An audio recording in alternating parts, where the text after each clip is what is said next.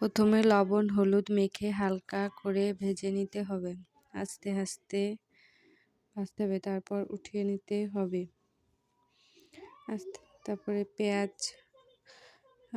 লবণ, আদা রসুন বাটা দিয়ে মিক্স করে নিতে হবে। তার মধ্যে নারকেল ব্লেন্ড করা দুধ দিতে হবে, মরিচ হলুদ জিরা ধনে গুঁড়া দিয়ে আস্তে আস্তে নাড়তে হবে, হালকা আঁচে ভাজতে হবে যাতে আবার মশলা পুড়ে না যায়। সেই ভাজা মশলার মধ্যে মাছ দিয়ে দিতে হবে,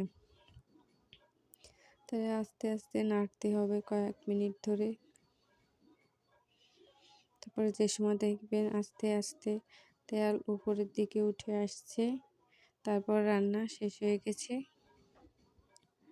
নাড়তে নাড়তে তারপরে লবণ স্বাদ মতো সব কিছু ঠিকঠাক আছে কিনা চেখে তারপর নামিয়ে নিতে হবে।